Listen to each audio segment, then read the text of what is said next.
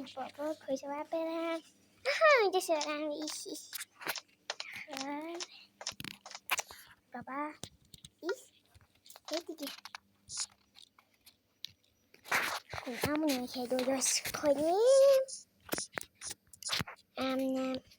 بچه ها اینطوری شده.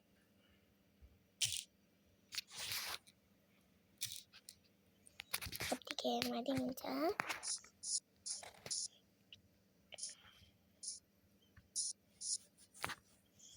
خونم کجا بود؟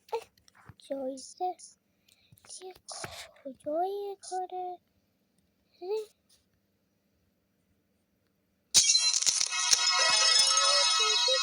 این نفر اون چیزی این خونه بزرگ ما کجاست؟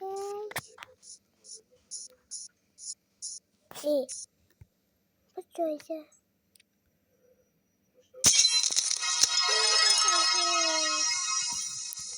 خب چه چیز شده خونه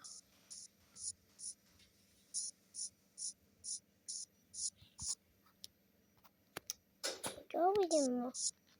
خونه می درش کن اونجا بود درم نداشتیم.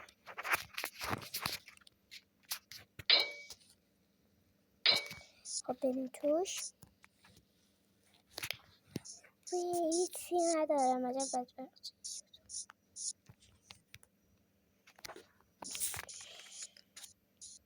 تا خونه من باز موند اشکالی نداره.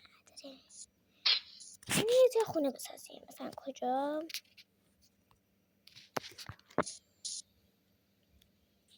یه خونه خوشگل بسازیم.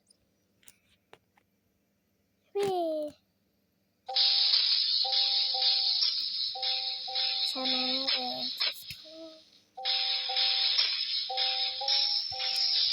برای دیگه آره بریم تو خب کجا بابا تبلیغ اومد بسی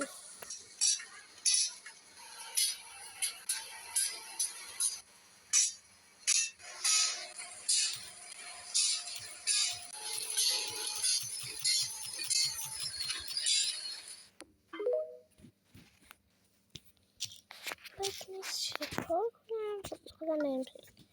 خب باید سپیدو میزنیم دیگه. همه باید سپیدو بخونم باشه باید درستش کنم.